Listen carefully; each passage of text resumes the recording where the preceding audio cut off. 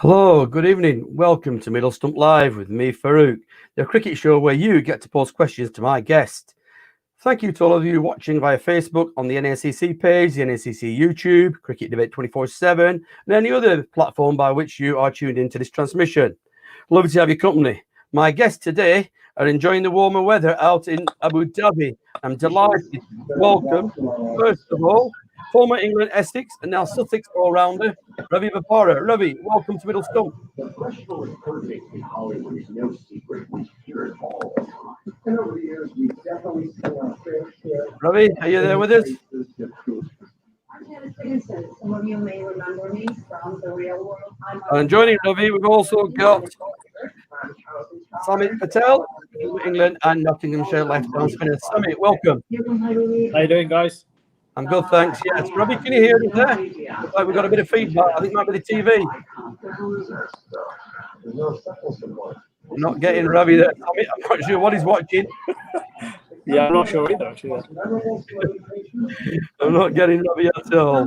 Ravi, are you there with us? Can you hear us? Just about. It keeps cutting in and out, but whenever I can hear you, I'll answer. Okay, that's better. We've seen a bit of background noise, so we've got rid of that, whatever that was. Well, thanks, guys, for joining us. It's a pleasure to have your company. Obviously, it's a bit warmer where you are. Samit, we'll go with you. How's life treating you out in Dubai? Abu Dhabi, I beg your pardon, rather. Yeah, pretty staple with the old quarantine for 3 days and then stuck in the room and got to get through that first before we can get stuck into a bit of cricket. So pretty standard, really. You're used to the quarantine by now because obviously you've been out there in Sri Lanka as well. Yeah, no, the quarantine kind of comes with the territory, really. So, yeah, it's kind of normal. We get through it by a few Netflix documentaries and series, and then that's it, really. Ravi, are you with us? Yeah, I'm with you. Brilliant, mate. We're getting a lot of feedback. I don't know if you're watching the TV as well as watching us, but do you want me to turn it down? Yeah, turn the TV down if you're watching the TV, mate. Yeah, surely this is more interesting. I mean, I don't know how good you know what. Do you know what? I was concentrating on this so much I forgot that the TV was on. Me and Samit were trying to work out what you were watching. We'll keep talking, Samit, while he's gone. You've not set up any drills in your room or anything like that. I mean, it's like the tennis players in Australia have been doing. No, I kind of get people to feed me the balls. I don't really try and do that.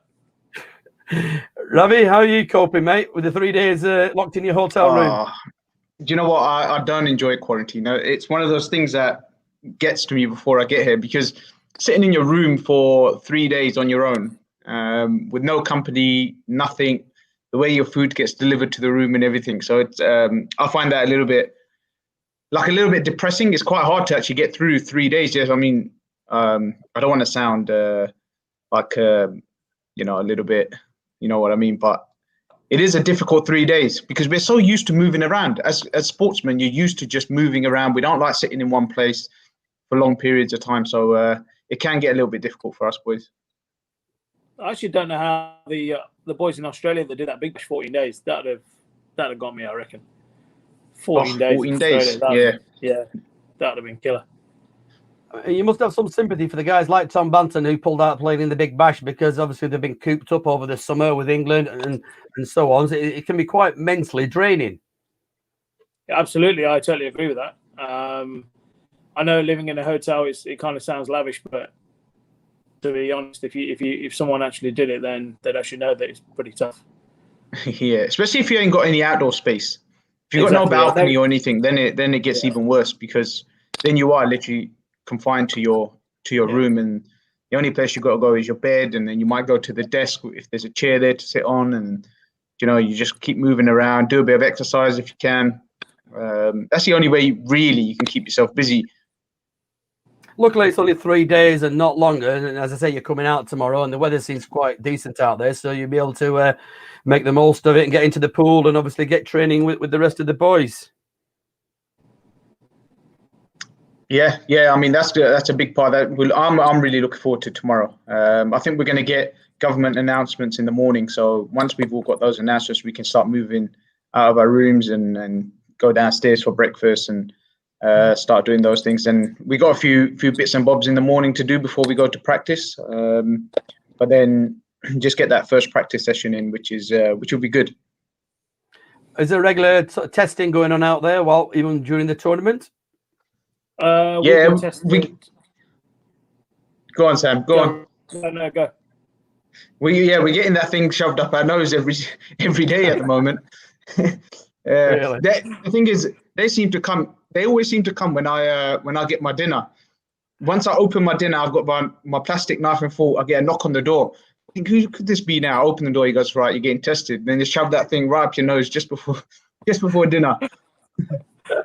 It's enough to put you off your food, I suppose. But it's great to have you with us. Obviously, you're out there for the T10 competition. Now, obviously, you guys have played in many franchises all over the world in the T20 format. How different is the T10 compared to the longer version, Samit?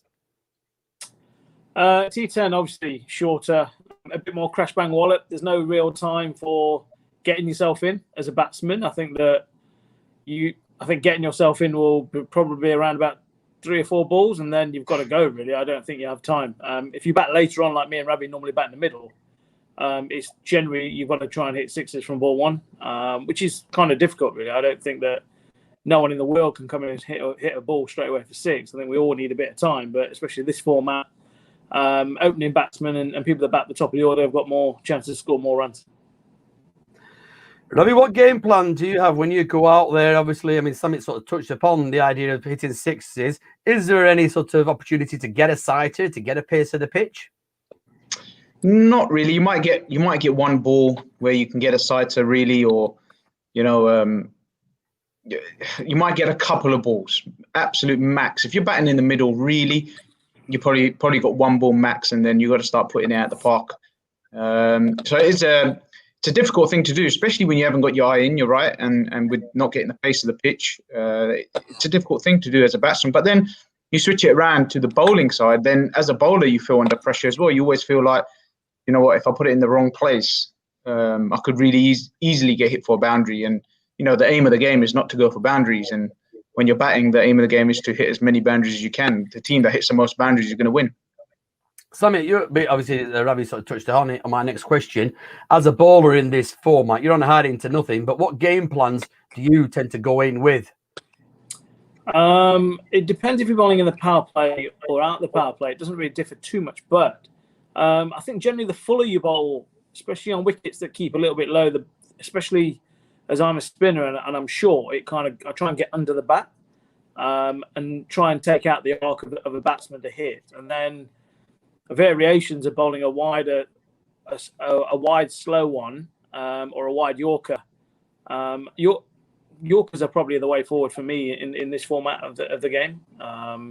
As Ravi touched on there, keeping the runs down and not go for boundaries. I think that if you go at 10s, normally I played in the last 3. I think if you go at 10, you've done a really good job. 2 overs of 20, I think, is pretty good.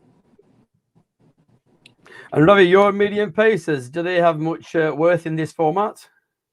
Well, they worked in the first T10 when we played at Sharjah. I felt like I bowled really well then. I didn't play in it after that because I was busy with other competitions, but I got the opportunity to come back. What I found here is what Samit said. I think it's important to get underneath the bat, that really, really full length where the batters can't get underneath the ball.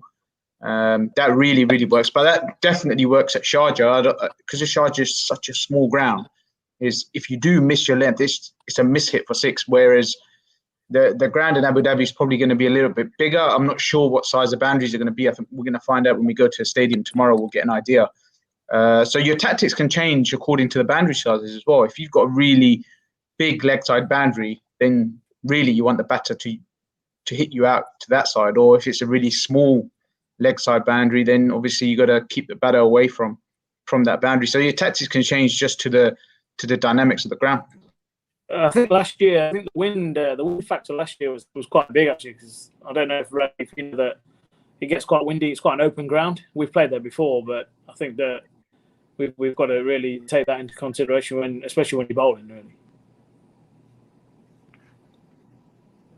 you're both heading off to the PSL obviously after this. Ravi, you played for Karachi Kings for quite a few seasons, and now obviously are at the Multan Sultans. How have you found it with the new franchise?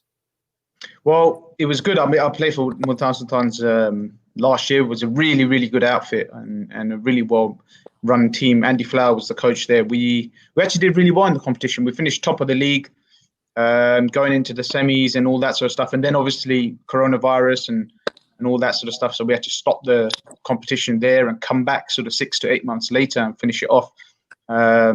We had really, really good momentum at that time, and it just when we came back to finish off the tournament, we sort of lost our momentum a little bit, and we crashed out in the semi-finals, unfortunately. But that was a good experience. I'm actually playing for Zelmi this year. Okay, so you're collecting even more franchise shirts. Yeah. There's plenty of franchise shirts in my house, helmets, all that sort of. I've just gone down to just keeping one shirt now. Everywhere I go, I just keep one for myself, and usually just leave the rest in the room and all that sort of stuff. So, but then once I get back to England, that's when all my friends ask me, "Have you got a shirt? Then have you got a shirt?" I said, "Well, I left one. You asked me before. I left them all." Yeah, well, I did have a question for you later on in the show, Ravi, to try and name as many of the different franchises that you've played for. So I'll give you a little bit of thinking time, and maybe you can, get your ideas together, and I'll tick them off my list. Hopefully, there'll be some on my list not that I haven't got on my list that you know of. Samit, you obviously spent some time with Islamabad and have since moved to Lahore. And I was reading the other day your coach Akib Javid, and I quote, he was thrilled to sign Rashid Khan. But he went on to say that Samit Patel's pick gave me the most satisfaction. Our team combination has been around Samit. Does that put any extra pressure on you to deliver? No, not really. Not with the likes of Rashid Khan in the team. I don't think there's any sort of pressure, to be honest. But obviously, yeah, that's really pleasing to know that a coach really backs you. Firstly, but yeah, no, things at Lahore have been great. Ever since I went there last year from Islamabad, who again were a great franchise, but I think Lahore, it's more the fact that they'd not performed to where they wanted, and the fact that they can contribute to a winning team gave me a lot more satisfaction, to be honest. I know we won it with Islamabad, but to contribute and get to take Lahore to finals, which they'd never done before. So I think that was pretty crucial from my point of view. And we had some good players in our team, and our bowling attack was, I think we had some good pace, and obviously our spinners did a good job now and then. So yeah, it was kind of good, and then we managed to beat Ravi's lot in that semi-final. So we kind of got a lot of momentum going in, and coronavirus didn't help, but we managed to come back and put in a really good show, and unfortunately lost to Karachi. You touched upon Islamabad there, obviously. You played under the late Dean Jones. I mean, we hear a lot about him. But for you, how charismatic and effective a coach and a man manager actually was he during your time at Islamabad? Yeah, no, Dean was really good. He was the first player to introduce me to franchise cricket. He actually signed me from the Hong Kong Blitz, where I played for Caroline Cantons. And then from then on, he was kind of in my ear saying that we're going to sign you. And before I knew it, I'd signed for Islamabad for 2 years. And yeah, the rest is pretty history. And then, yeah, the amount of, again, a coach where he doesn't really coach, whole mindset kind of aspect where he trying to make you a lot better in the power hitting side. No one really gave him the credit for that. But secretly, I know that players have been in that Islamabad team that have definitely gone on to represent countries. You've obviously both played under a lot of different coaches, and obviously, you picked up bits from every coach. But if I was to say to you, if you could have one coach in your corner at every game you were at, who would that coach be? Ravi, over to you first, my friend. Oof, that's a tough one. That is a real tough one. That is such a tough one because every coach has his bit that you love, and there's so many coaches I've got on with. I think they've all been brilliant. It's so hard to put a name on one. Honestly, it's one of the hardest things to do because I think with coaching, the most important thing is how do you get on with the person that your player and your coach. What's your relationship like? It's not so much what sort of technique can he, how can he make you better technically and all that sort of stuff. I mean, that helps, but it's how you're with each other, which makes you want to play for that coach. You feel backed, and all that sort of stuff. So it's so hard to put a name on it. It's too difficult, because there's coaches I've played for under, in county cricket that I played for under 10 years or something like that. I mean, has somebody, and then I've played for a coach where we've only played for a month together, and it's been unbelievable as well. So that's what makes it so difficult. Samit, any thoughts on that from your point of view? No, got to sit on the fence with Ravi. Definitely can't put a name on any coach. If you gave us two, I'd give you two, but I can't give you one. Well, go on, give me two then. It's better than one or none. So I'd have to put Flower and Moores together. If they were combined, they'd be the best coaches in the world, I reckon. Okay, that's fair enough. I'll let Ravi sit on the fence, and we'll come back to him maybe at the end of the there's been some good ones. Gary Kirsten's very good. I think Gary Kirsten was brilliant, hard worker. Tom Moody's always been good. I've got on well with him, really, really well.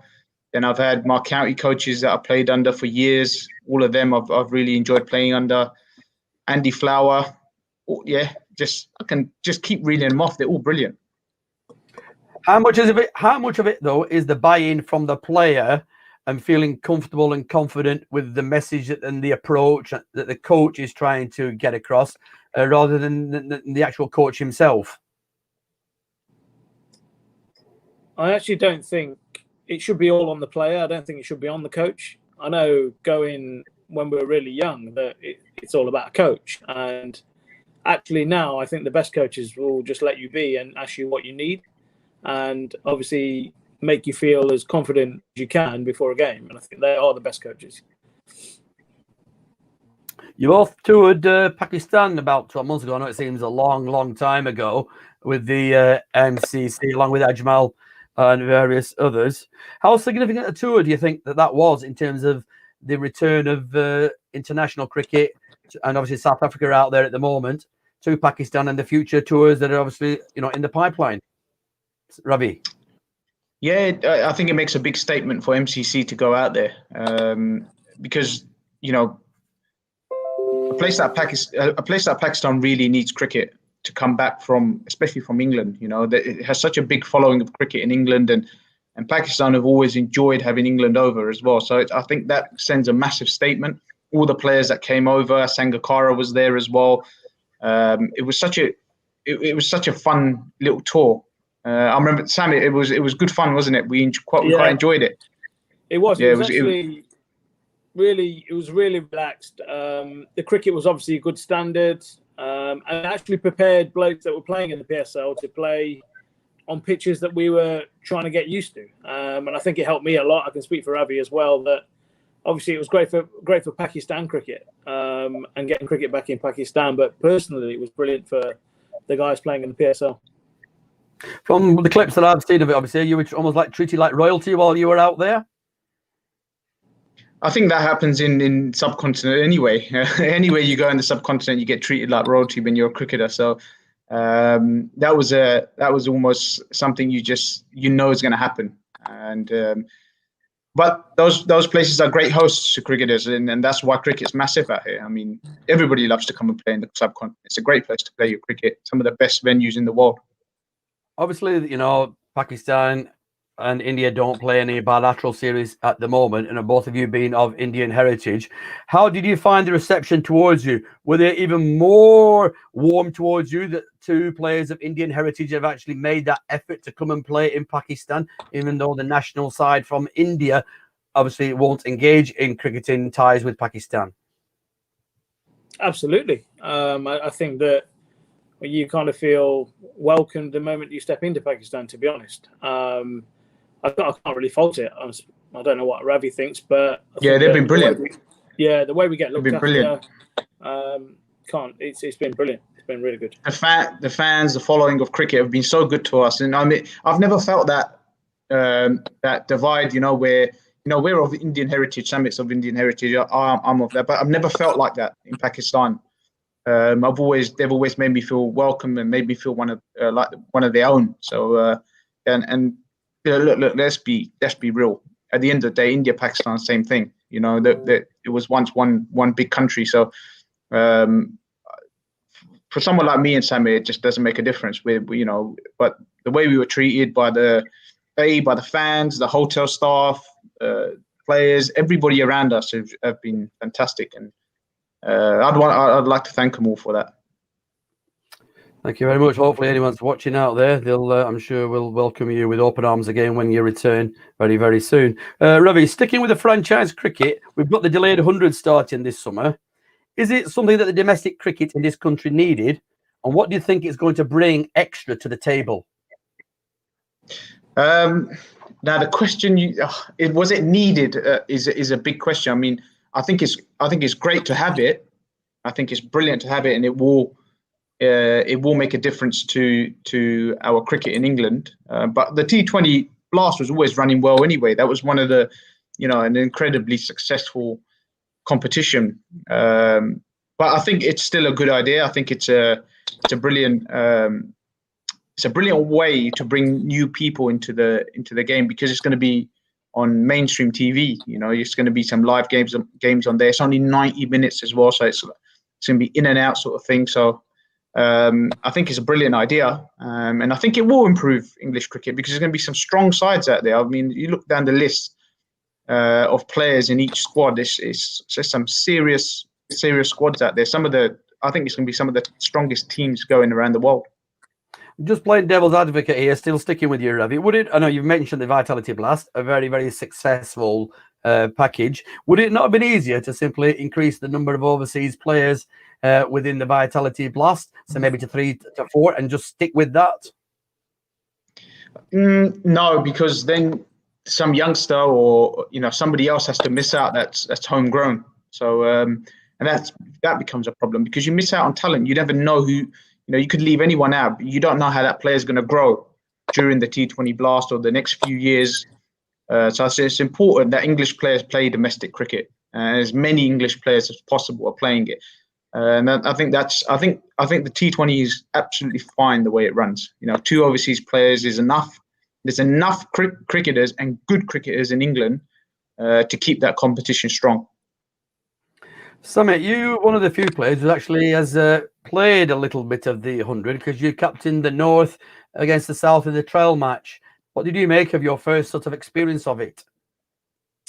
There wasn't too much difference, to be honest. I treated it just like a T20 game, but the rules slightly differ. Obviously, it's lesser balls, but the whole mindset of batting and bowling is pretty much the same. But I think that the things that captains will probably get caught on is that the whole ball factor of obviously the maximum balls your bowl is 20, and bowl 10 in a row, but not obviously the first over. You can only bowl 5 balls.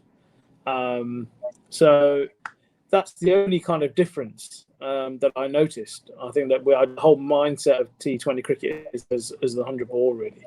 Ravi's right. The standard of cricket in England is of the highest quality. I think that especially if we get 100 teams involved now, the squads that you look out there, but there is definitely talent in England. We've just got to utilise it properly. Ravi, you didn't put up a reserve price for yourself, but you got snapped by Birmingham. A calculated move on your part? I put reserve. I do.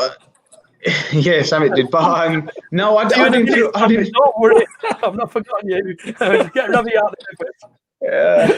No, I didn't feel like I needed a reserve price. I was happy to, whatever happens and whatever contract I get or wherever I get picked. It wasn't a big deal for me, because I just wanted to play in the competition. Luckily I got picked up in one of the first couple of rounds, and it was nice. But no, I didn't put. That I think that would have been a silly move, to be honest, Samit. Yeah, definitely. Looking back, but as it worked out in hindsight, I don't know. I mean, obviously, Samit, you did put up a reserve price, and obviously, you sadly for your case didn't get accepted. So you're still hopeful of getting snapped up in this year's draft. Yeah, hopefully. Obviously, I'll be removing the reserve price. To be honest, it was ridiculous that Samit didn't get picked up. Let's be honest, because a player of his caliber, he's his record in T20 cricket, the amount of cricket he's played, his experience, and what he brings to the team, I thought it was ridiculous that you didn't get picked. I'm still shocked now that you didn't get picked up. Well, it's kind of my fault. I put reserve on it. Maybe teams thought that he's put on reserve. We're not taking him. I don't know. I remember us having a chat before, and talking about the reserve price. And I said to him, we'll message each other, and I said to him, are you silly putting a reserve price on? And he's like, no, I'm going to put a reserve price. I said, mate, you're silly. I said, just leave it open. You'll get picked up in one of the first few rounds anyway, so don't worry about it. And, in hindsight, it was okay because the competition didn't go ahead, and now you got another chance. It didn't go ahead, and I think there's some slots there now that hopefully I do still get picked up. And you'll get picked up. Well, who knows? You will get picked up. But everyone thought I would have got picked up last year. I didn't. But I'm sure you will. Yeah, I'm sure you will, and fingers crossed for you. Ravi, I just want to go on to you next, please. You ended your association with Essex. You joined the county age of 17, and 17 years later, you decided to part company with them. How difficult a decision was it, and what did it eventually come down to? Oh, it was such a tough decision. I never wanted to leave Essex. Never, ever in my whole entire career I thought about leaving Essex, even up until probably the last couple of weeks, I think, because the big thing that happened during the season was I was obviously in my last year of my contract, and I had been signing 1-year contracts for the last couple of years. Although I was asking for more, I was asking for longer terms, and but I wasn't getting them, and that was a little bit frustrating. And also on top of that, in the T20 Blast, I think after the first couple of games, I got dropped by the new captain. We had a new captain, and he dropped me from the side with I felt like no real reason, no valid reason to drop me, given my history of performances with Essex in that format. But he felt it was the right thing to do. How's he dropped you? How has he dropped you? Well, that question's never been answered. That question's never been answered. I tried to get my answer at the time, and it was never answered. And 2 games later, we didn't play very well. 2 games later or 3 games later, he got me back in. Because I went and played second team cricket. So I said, look, I'll go and play second team cricket and prove you wrong. And I think I went away and scored 200s in the second team in the T20 games, and I was getting wickets and everything. So there was really no option but to get me back in, because if you're performing in second team cricket, the whole point is to get you up into the first team. So he had to get me back in, and from that point onwards, we never looked back. We won every game from that point onwards. And I probably had some of my best performances from there. I think I ended up getting something like 5 or 6 man of the matches in a row. And it just kept going, and we kept going, we kept winning. And then ultimately ended up winning the competition. But going back to the original reason why I didn't end up staying is because I had asked for a longer contract. It wasn't given to me, and then I wasn't quite sure why it wasn't given to me. So I said, okay, look, I'll just play T20 cricket. If it makes it easier, you can reduce my contract and my payments and everything. But that wasn't offered to me either. They said no, and then they came up with an offer that just didn't suit me. It was a 1-year offer again, and I made it clear that 1 year it's just not going to cut it, and I want to sign a longer term. I want to spend the rest of my career here.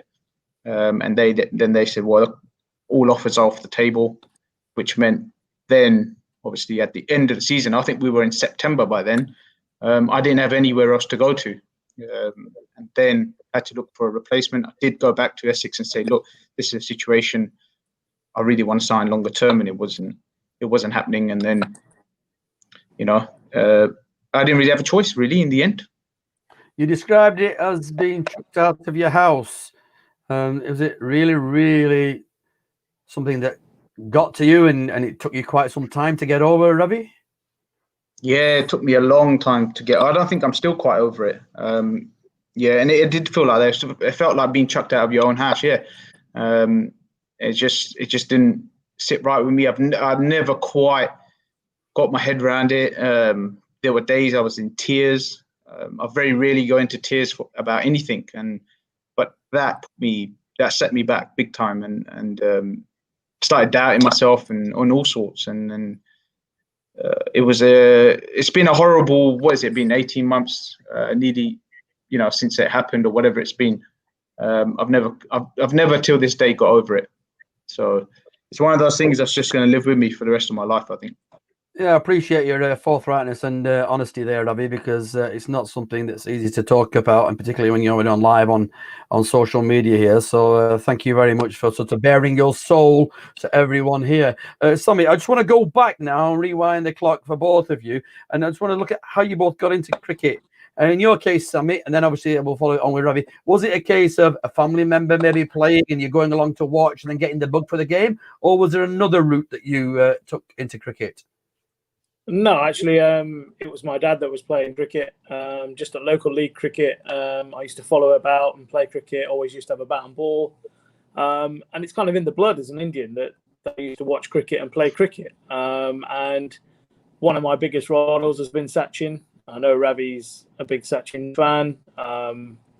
It's something that I used to watch, and I still remember the game he used to bat at Sharjah, and I always speak about it. And you can't forget the memories that you used to watch him bat and the excitement you got, and that kind of just drove me to play cricket, really. And obviously everything else comes along with it. You have to work hard, and the sacrifices you have to make, and obviously not just me, but my parents have to make that. And looking forward, looking like what they used to do is that drive you up and down the M1, county matches, not go to work. So yeah, there's a lot to it.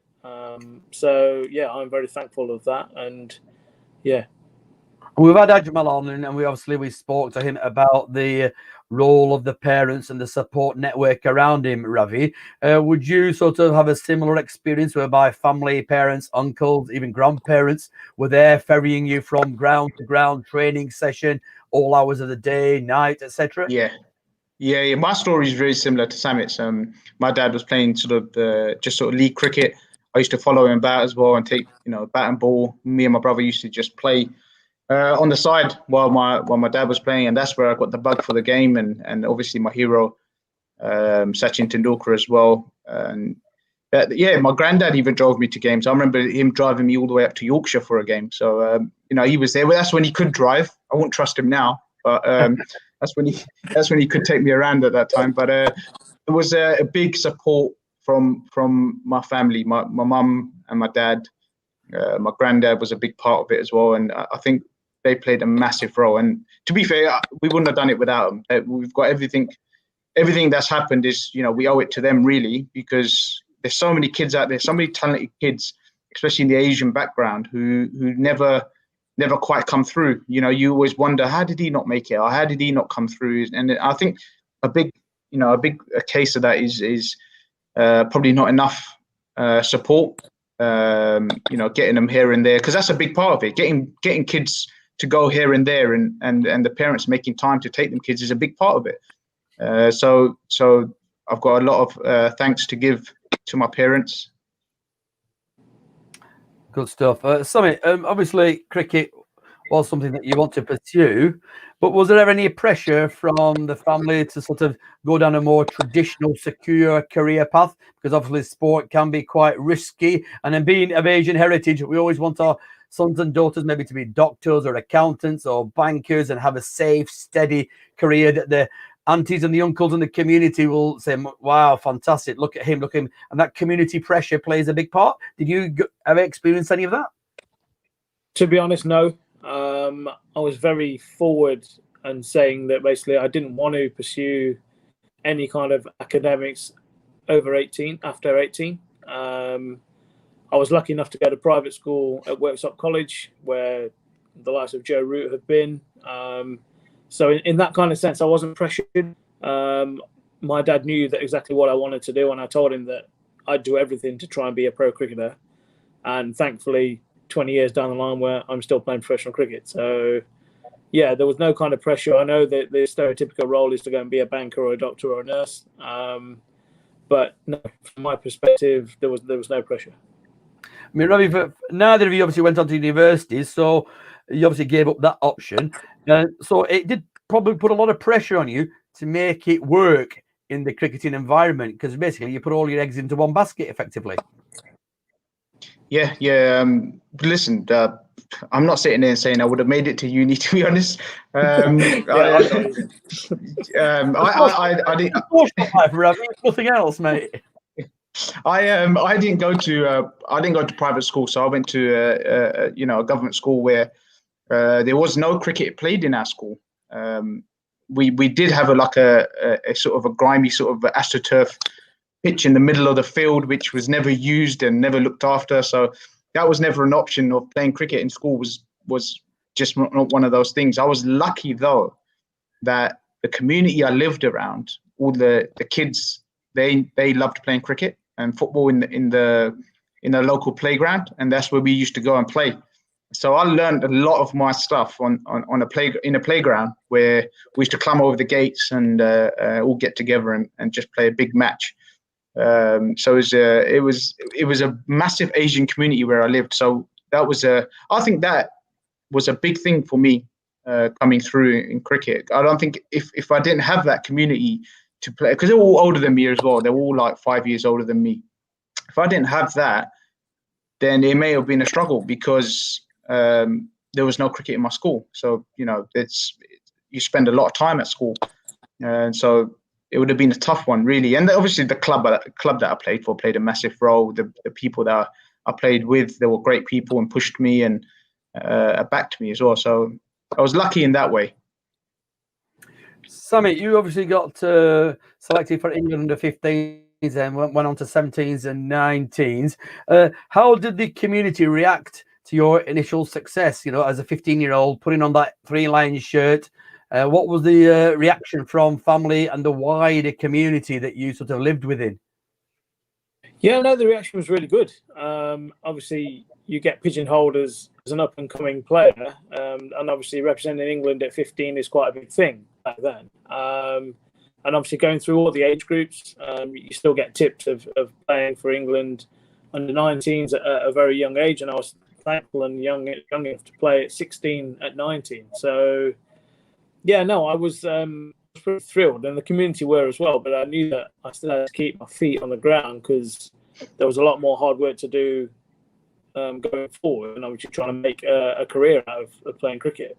It's easy to get carried away, Samit, at that early age, and you're dreaming way above where you actually are. How did you manage to keep yourself focused and your feet firmly on the ground? Was it your family, or was it just that you were very driven? Yeah, no, it was family who basically kept me grounded to a level where I didn't get above of where I needed to be at a given time. And I think that my dad played a big role in that. So moving forward to play professional cricket, I think there was always standards that you needed to be at to be a professional cricketer. And I think that, one, you always have to believe in yourself, and two, I just love playing cricket, and I definitely can speak on to Ravi on that part, that loving the game of cricket even now to this day is why I still play the game. I think that the day I don't enjoy it, I don't think I'll be playing. What advice would you give, Samit, to any youngsters who are sort of 15, 16-year-olds now looking to following your footsteps as a wise older Samit Patel? What would you sort of suggest to them to be mindful of? Some of those steps, really. Keeping your feet grounded. I think talent will get you to a certain level, and I think you'll need hard work and a bit of maturity to go along the way to find, because there'll be periods in your life where that you'll need to accept that people catch up. And I think that as cricketers, you always need to improve, and you'll always have to be harsh on yourself, and have a critic to keep you in check, to be honest. And to move forward in that aspect is never stop believing, because if you don't believe in yourself, I don't think no one else will. So that's one advice I'd definitely give. Ravi, you wore the Three Lions at under 19. How pivotal a moment was that in your cricketing journey? Yeah, it was good. I mean, I think representing south of England when I was a bit younger was a big step. I think I think the day where I went on a south of England trip to play was the day I started thinking, right, I'm going to go on and play for England. This is my destiny. This is what I'm going to do. My goal now is to go on and play for England and not worry about anything else now. So from an early age, I think my goal was to go and play international cricket, and I set my stall out quite early. And I think, as well as keeping your feet on the ground, you still got to think big. You got to think big, and you got to go. You know, I want to go all the way. I want to play international cricket. I want to do this on the international stage, and I want to score 100 on the international stage. You got to think big, and fortunately for me, I was already thinking like that. I think from the day South of England wrote me a letter to say to represent them. I think that was the step that I thought, yeah, I'm good enough to now go on and do it. And I had a really good trip with South of England. I did really well, and I realised that I was as good as the other players around the country, and I think that gives you a lot of belief as well, because when you're young, the country seems so big. You think, imagine all those players out there, all over the place. There's players in Yorkshire. There's, in the Midlands. They're everywhere, and you think they're all better than me. But when you get there and you perform and you do well, and you think, actually, this is what I'm meant to do. This is my stage, and I'm going to go on and do it. Samit, in 2003, you were handed the captaincy of the under-19s in the World Cup, only for it to be stripped from you. Firstly, how did you react to that mentally? The great honour of captain England in the under-19s, and then, I'm sorry, you're not captain. Funny enough, actually, Ravi was. We had a camp at Loughborough actually, and Ravi was my roommate. And we kind of, as Asians, don't really do discipline, to be honest. And we kind of missed breakfast a few times, and then we didn't abide by the eating rules, and then we kind of didn't pass a fitness test, and then suddenly, next thing, I got called in the morning saying that we're going to strip you, Cookie, the captain of the World Cup team, going to Bangladesh. So yeah, I didn't react too well to that. Do you think it was a fair call, or was it an overreaction? I think it was an overreaction in my personal view, but that's the rest of the history I can get now. Absolutely, but then there's followed a bit of a similar pattern, and obviously the 2000 West Indies tour, the 2009 T20 World Cup, the 2011 World Cup, and whereby obviously your fitness kept getting called into question. What exactly was it? What was it? Just a case of Samit Patel being a soft target and let's nail him for everything, or what was it about you, Samit, that the people doing the testing didn't like? Well, if looking back, I don't think I was fit enough, but I think fitness is a little bit different. It's fitness for cricket, and then there's fitness that if someone would have told me to bowl 30 overs in a day, I could do it. And if someone told me I could bat all day, I'd definitely bat all day. But passing a fitness test to me, I couldn't do at that stage, and that's why they didn't pick me, drop me. And again, that was one of the toughest days of my life.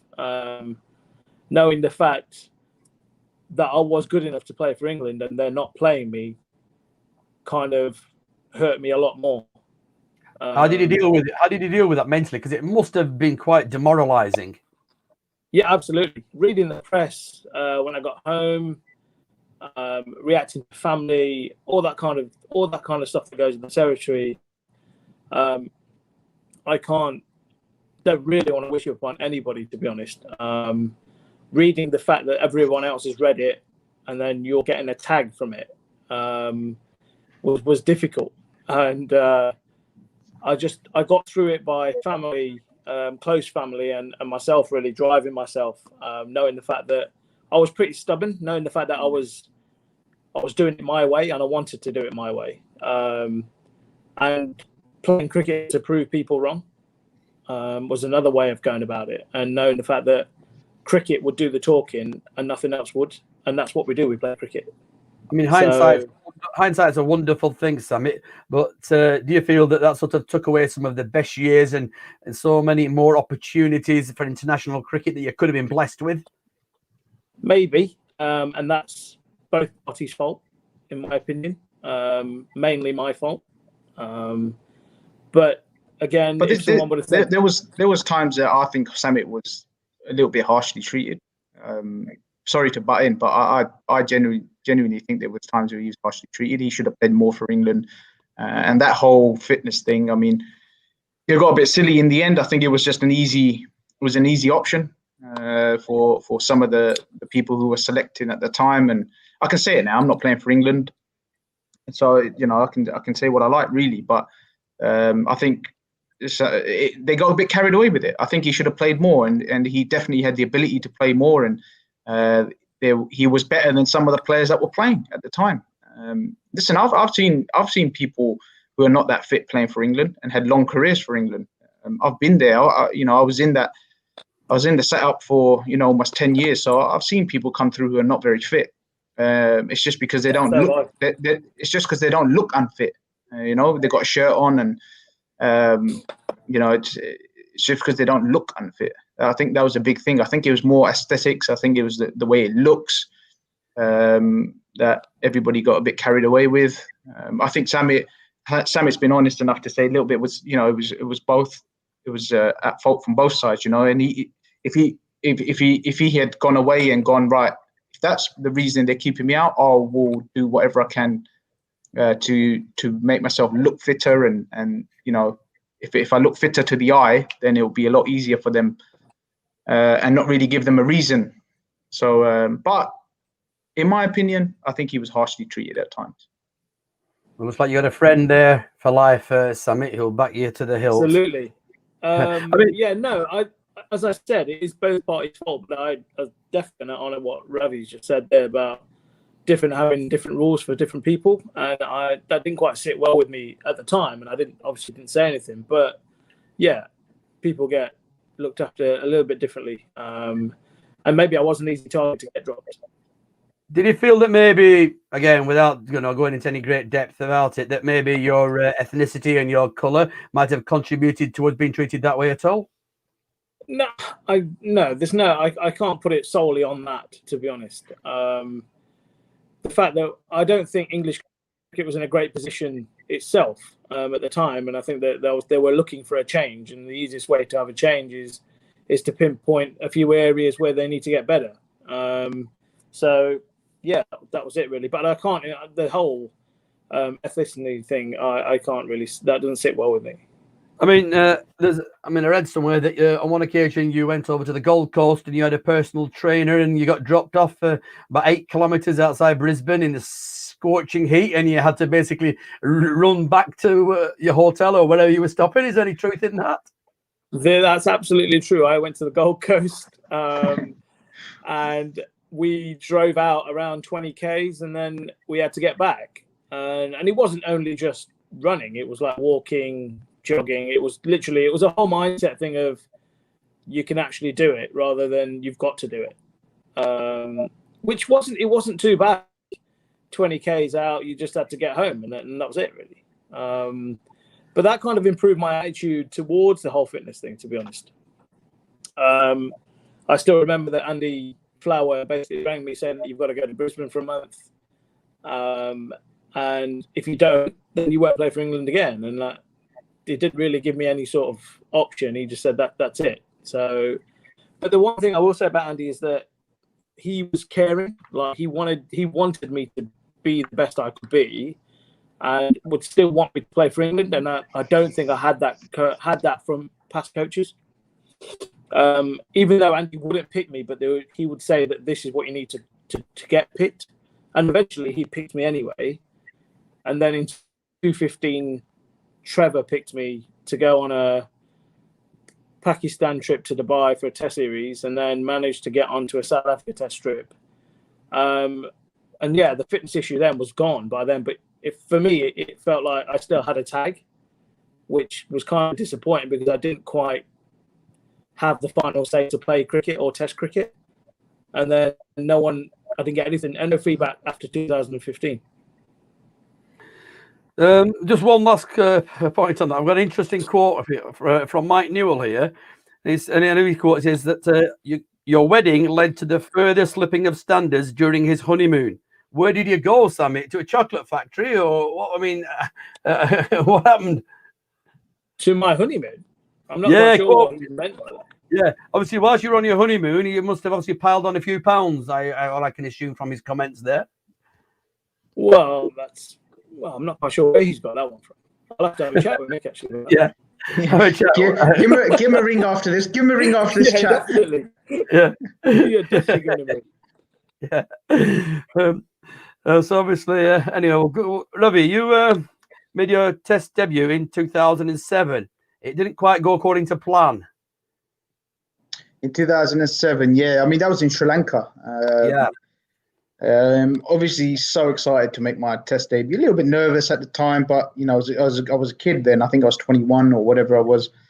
Up against the likes of Sangakkara, Mahela, and Muralitharan, Jayasuriya. Them boys were playing at that time, and I was excited about it. And no, it didn't go to plan. Actually, it was a tough tour. My first innings was okay. I was really happy. First going in playing against Murali. And I think I got 30 odd in the first innings, and then after that I got caught down leg side off Murali in the second dig, and then went to the next test match, and I think we only got one innings at that time, and the wicket was so flat. It was a beautiful wicket. I think we'd scored loads of runs. I was coming in at number 6, and I think it was the third new ball when I was coming in. I think Collingwood had just got out. And I'd walked in, and Malinga was bowling, and it's the first time I'd ever faced Malinga, and he bowled me an out-swinging Yorker first ball, which I went to hit through the leg side, and it hit my off stump at the ground. First ball on the flattest wicket in the world. So obviously I missed out there, got a 0 there. Didn't get another innings because the wicket was too flat. It was a draw. Then we went to Gaul, and on the morning of the match, just after the toss, we were doing some slip catching practice, and I went to catch on in the slips, and I bust my thumb. We weren't allowed to change our team, so we weren't. Once you've tossed the coin and your teams are announced, you can't change them after that. So I bust my thumb about 20 minutes before play. And we batted first, I think, or whatever it was. I can't remember now. And I just remember the whole thing, man. I was next in, and they said, right, keep your hand on the table. My hand had to be on the table. They said, as soon as a wicket falls, we're going to inject your thumb, and your hand will go numb, so you won't feel the pain. Blah blah blah. So I just remember, them just tanking me up on painkillers, and then put the needle in just before I went in. Honestly, I couldn't feel my hand. So I think it was Chaminda Vars bowling. And I went to drive one through the covers. And I looked through the covers, where's the ball gone? And then I looked around, and I heard them saying catch. And I was thinking, catch? Where's the ball? It was lobbing to mid-on for a catch. And so that was out. I got naught there. Second innings, I got run out for naught. So there's three noughts in a row, and it was a nightmare, absolute nightmare start to my test career. But it was a lesson learnt. Did you start sort of question your own ability, or were you fairly confident of being able to sort of cut it at this level?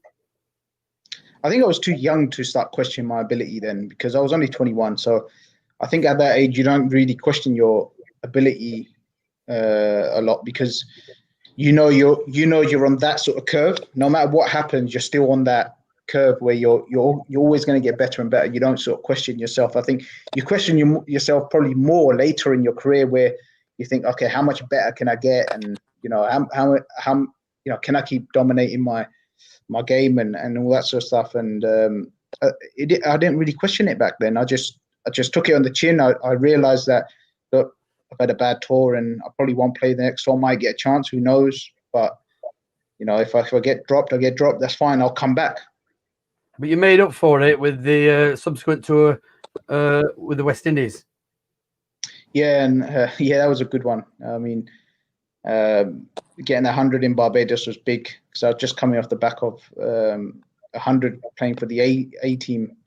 We were out there as well. We're touring alongside the main team, and I just got 100 in the game for the A team, and somebody had to go home or someone got injured or whatever it was, and then I came in, scored my 100 there, and it was good. Then we went back to England, played West Indies again, and got a couple of hundreds there as well. So that was always a good feeling. Getting 100 at Lords was special.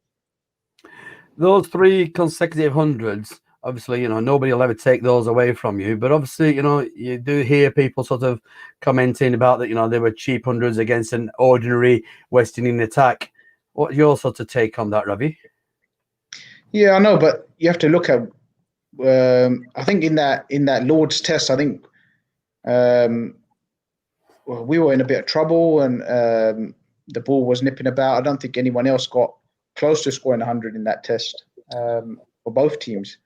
So it was a decent attack, I thought, at the time. But people can say what they want, man. Do you know what I mean? It's easy to say what they want. I don't really care. I don't care what people say. I honestly don't. Obviously, both of you have had very, very sort of similar careers in the sense that, you know, you've been in and out of the England setup. Obviously, Ravi, you played a lot more ODIs than Samit, but you must have quite sort of a strong self-belief and inner strength that keeps you both going, Samit. Yeah, absolutely. As mentioned before, that self-belief is a big thing for me, and that's kind of drives me to play and perform the way I do, to be honest. And always proving a point to everybody that always watches, and always making sure that I will get the man of the match when it counts. And that I pride myself on that in big games, wherever it is. I want that man of the match, and I think that's what drives me to play cricket, and try and succeed and earn a living that I can keep going on for as long as I can. I mean, obviously, you sort of showed your true worth, Samit, in 2017, which was a stellar year for you.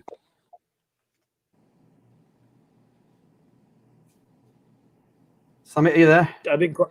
Yeah, I didn't quite get the end. In 2017, you showed your true worth and what you are capable of, despite any criticisms, because you really, really sort of stepped up to the plate, and it was a great year for you. Yeah, it was. It was a year where 16 didn't go that well, and I still, when people try and write you off and say you're not quite as good as you think you are, and that kind of words kind of stick in your brain for a bit. And as I said, proving a point is why I play cricket. And obviously I love cricket, but that's not the reason why people want to criticise. I think that they criticise because they think you're not good enough, and I think that if they actually played it at the highest standard, then they'll actually realise that it's not as easy as people what they make out. And I think the careers that me and Ravi have had, the amount of games that we hold, it's quite one big feat that we've got. And I think that obviously we have the experience that comes along with it. We've played X amount of games in all formats of the game. And yeah, the critics will always be there. And again, I kind of have to agree with Ravi that I don't really care what they say. It's kind of, I'll prove you wrong. Brilliant. Thank you very much. Guys, I've got loads of questions here. I'm just going to go to them for the next few minutes or so. Try and get through as many as we can. I'll put them up on the screen. I'll read them out as well. Okay, just bear with me. Okay. I'll go to Ravi on this one. As a young cricketer, how do you deal with nerves? And obviously, you'll have been through that process yourselves. Is there any particular approach that you take, Ravi? Well, as a young cricketer, I think your primary goal should be to go out and show what you can do. Really, it's a great stage to show off, and I think that's important to think as a cricketer, especially as a young cricketer, is to go out and show off. It's not about how many runs can you score on the day and how many wickets can you take. Go and show off. Go and show your skills. If you're a fast bowler, go and bowl fast. If you're a batsman and you're a big hitter, go and play your big shots. And if you're not a big hitter, if you're more of a little, sort of a stroke player, then play your strokes, enjoy yourself, and use it as a stage to show off. And I think that would sort of change your mindset and the way you deal with nerves. We've got another question. Well, it's not a question. It's singing your praises here, Ravi. It's a long one, so I don't think it'll fit across the screen. It's from Sajid Patel, and he said, "You've achieved many accolades from this beautiful game. You play for England, Essex, many international T20 games, and you've kept an eye on community as well. Along with Away Shaw, you've attended the National Cricket League annual dinners, supporting the community through Jitesh Shahbai from JK Shah Accountants. So someone there obviously who's very, very complimentary, Ravi, of the things that you do outside of cricket as well. To what extent does that play a large part in your sort of day-to-day existence? Look, I like giving back to young cricketers, especially where I'm from. There's a lot of young Asian cricketers who, are trying to make it. They're trying to break into county cricket and all that stuff because they love the game, and that's a big game around East London where I come from. And so it's important to give back to those because they're the sort of guys who supported you. I came through that system, so I know what it's like. So to have someone there to give back, just to see a face sometimes, and for me the big face that I saw was Sachin Tendulkar. That changed the way my outlook on cricket from a young age. I think I met him first when I was 16 or something, or 17, and it completely changed the way I thought about cricket. It gave me so much belief, and if I can do that for a youngster, because I've been there, I've been through it, so I know I've only got to change one person who that guy might go on and play for Essex or go on and play for England and dominate the world stage. It's only got to be one person, and I feel like I've done my job. Well, keep up the good work, because obviously you're doing a lot of fantastic, positive community engagement there. Samit, next question. If you could speak to a 14-year-old Samit Patel, what advice would you have for him? I would say go and enjoy it. Don't put too much pressure on yourself. If you're good, you'll always be good. Again, as I said, there's no pressure to perform at 14 years old. So I know it's easier saying it now, but 14 years old, you don't know hardly anything about cricket, as much as you would like to think you do, but you don't. Just go and enjoy it and play some shots and bowl as fast as you can and spin the ball hard and smack it. Ravi, franchise cricket, especially subject of yours, you could be a mastermind for that. But how important is it for young rookie players based in England? Franchise cricket, I think, first of all, franchise cricket for a young player in England is a difficult thing to break into. I don't think we should all get it twisted and think, young players are just going to go around, play around the world and play all these sort of leagues. It doesn't work like that. You've got to earn your way into those leagues. Young cricketers they don't break through because I think there are exceptions that will get through and have a really good tournament somewhere and then go on and break into another tournament. But I find the players that go on and play long term in the leagues are the ones who have played international cricket and got some caliber, because it just takes one bad tournament for an unrecognized rookie, one bad tournament, and people will write him off. Whereas a seasoned cricketer, people would just say, "Oh, okay, well, it's one of those things. He's had a bad tournament, and he'll come back good the next tournament." Generally, that's what happens. So I think to break into franchise cricket is going to, you've got to go through the system anyway. You can't pick and choose where you're going to go. You can't just pack your bag and say, "Oh yeah, I'm going to go and play in the IPL, or I'm going to go and play in the PSL." They've got to pick you first. They've got to see that you're good enough to get in. Samit, anything you want to add to that? No, absolutely. I think the things that we learned, I think growing up, what we learned, that there was no franchise cricket. So all we knew was first-class cricket and playing your county. And obviously going to the mill of playing county cricket day in, day out, learning your trade. We're kind of getting the rewards now playing franchise cricket later on in your life rather than earlier. I think there's only a certain few youngsters that will get the chance to go and play franchise cricket straight away.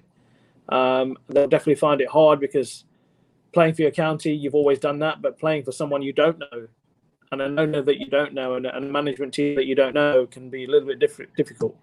So I think and the pressures of being an overseas cricketer as well. You're an overseas at the end of the day. You're one of the people that they're looking at to win them the game of cricket. So that's a different type of responsibility as well.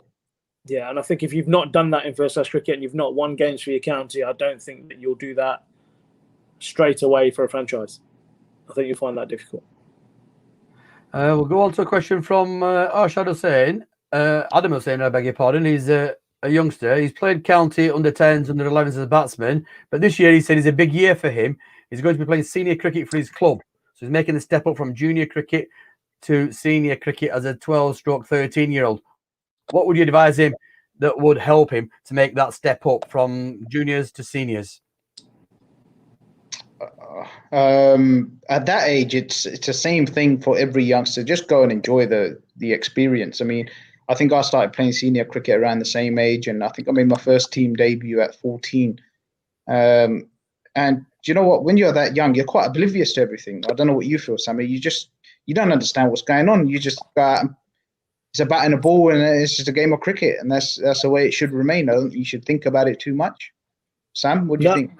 Yeah, absolutely. I think that, enjoy the game of cricket. You'll naturally get better by playing with adults anyway. I don't think you need to go looking to get better.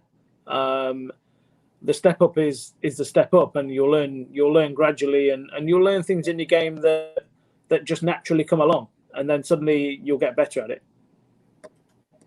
Another one on Samit's pet subject. Sorry, wrong question. We'll go to that one. There's one somewhere about staying fit. You've stayed at the pinnacle of T20 and first class cricket for nigh on 20 years now. So how do you keep yourself motivated and staying physically fit? Because obviously, it's a ruthless business now as is franchise cricket and even county cricket. Yeah, I just think that, again, I love the game, and I know fit for purpose is what I think is that I know exactly what to do to keep myself fit. And can I deliver my skill? And I think that cricket is a skill game, and you've got to be on top of that. I think that if you let anything else, you kind of fall behind, but your skill has to be at the top to survive in professional cricket. Yeah, and I agree with you there, Sam, as well. I think that whole fitness thing, and you got to be fit to do the purpose or the work that you're going to do. And if you're a fast bowler, you got to be fit to bowl fast. You ain't got to be fit to lift 100 kgs or anything. You got to be fit for your purpose, and you got to train that way. I think the older you get, you got to maintain your training, because I find in your sort of 30s, mid 30s is you can deteriorate a lot quicker. Your fitness can deteriorate quicker now. So now I'm going to the gym a lot more than I ever would have. I'm running a bit more just to keep those muscles. You got to keep them awake. You got to keep them. 35 is not old, but I'm talking in a professional game where you're playing at serious intensity. Those you got to keep your muscles going and working and all that sort of stuff. It comes into it. So you got to work it out. And those who don't work it out go out the game early, and those who work it out, they hang around and play for long periods.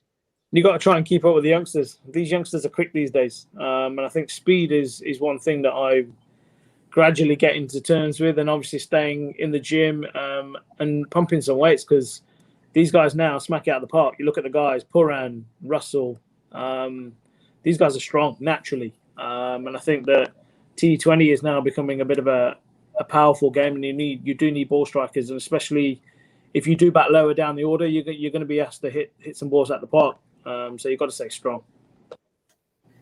Imran wants to know what's been your favourite T20 league to play in and why? Ravi? Look, I've enjoyed a couple of T20 leagues. I think the IPO and the PSO have been two brilliant leagues to play in. I think they set up there as probably the two top leagues to play in terms of the way the leagues are run, and just the standard of them as well. I think they've both been brilliant. Obviously, IPL is on a different level at the moment, because I think the pressure in IPL cricket is they're probably above international cricket at the moment.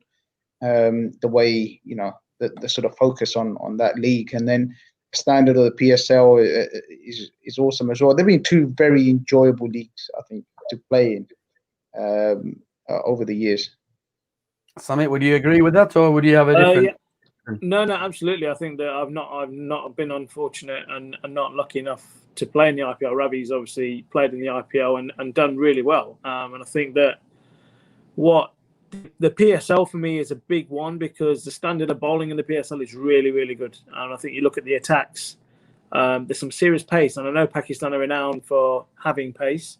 There's 2 or 3 bowlers in every team that can clock 90 or close to. And I think that, obviously, I think the IPL, the standard of batting is very good, and the standard of bowling in the PSL is phenomenal. And those 2 leagues together are up there. But I have been lucky enough to play in the Big Bash, so has Rav.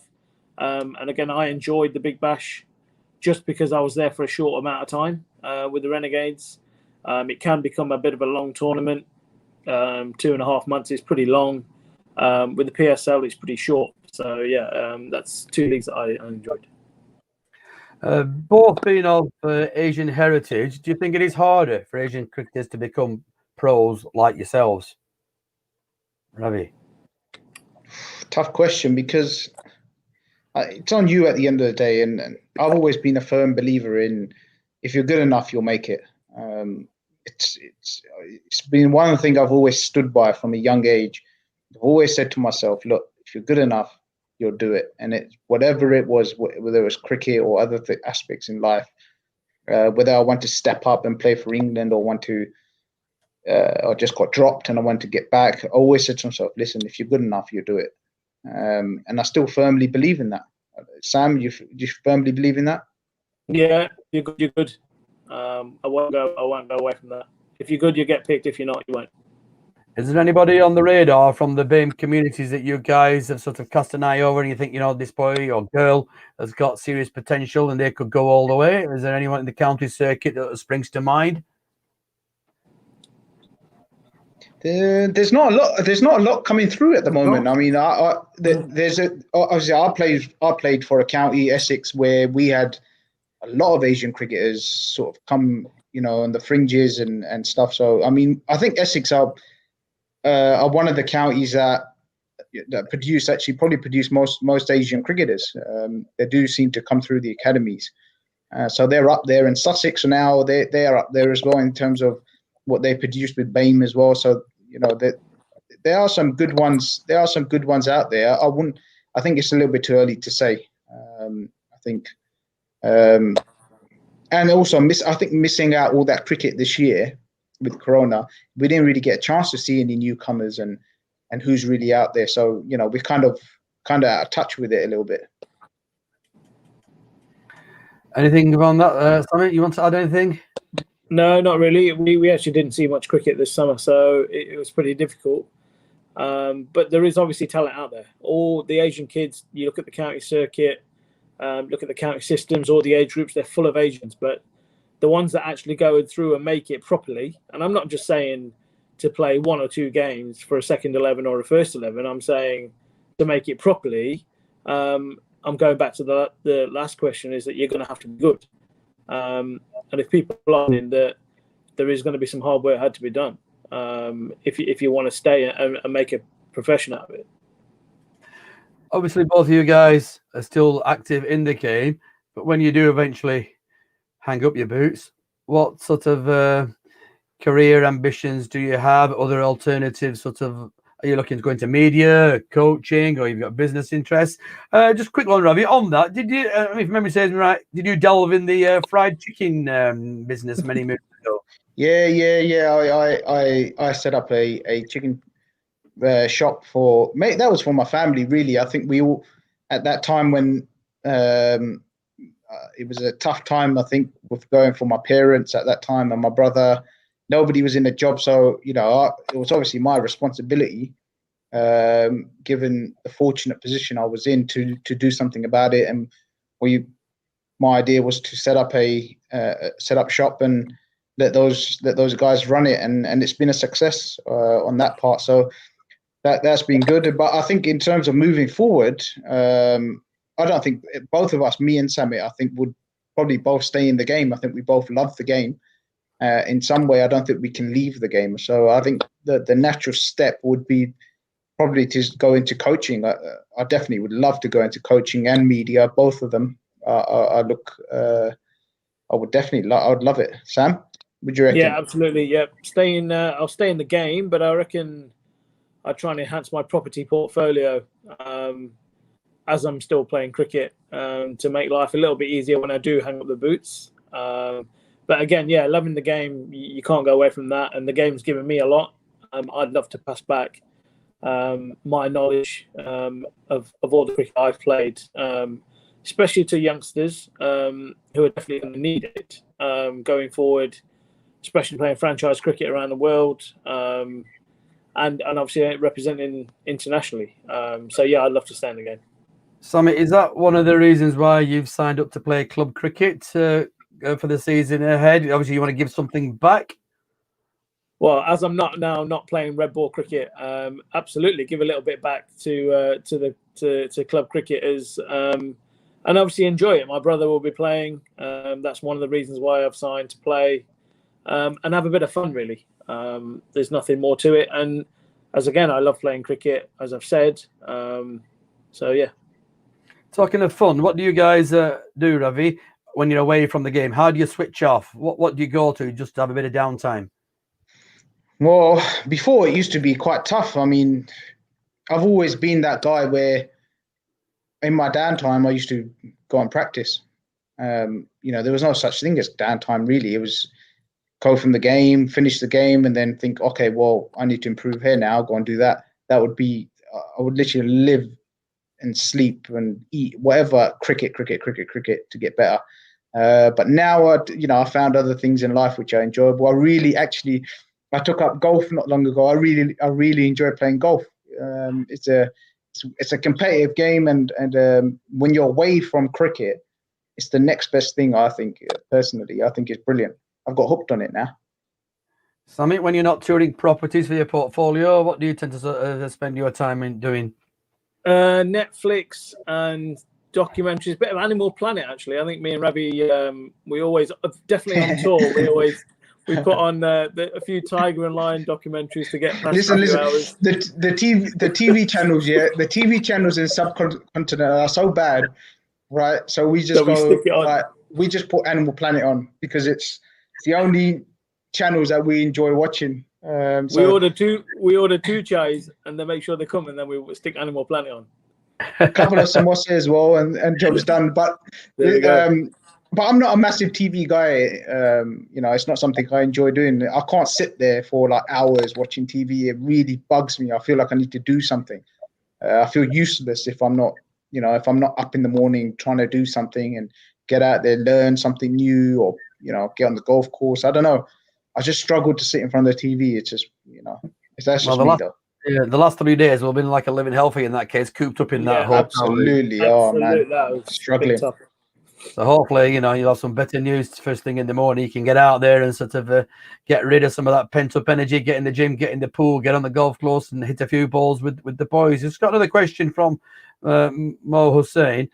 I mean, you may not know the answer to this or even have an answer to this, but why are some counties better than others attracting young Asian cricketers? Obviously, you mentioned Essex as being a prime example, and historically, obviously, clubs like Yorkshire and even Lancashire, then even Nottinghamshire. Why is it that? Is it anything to do with the demographics of that area, or is it maybe the coaching systems that are in place? I think demographics plays a big part. Yeah, definite.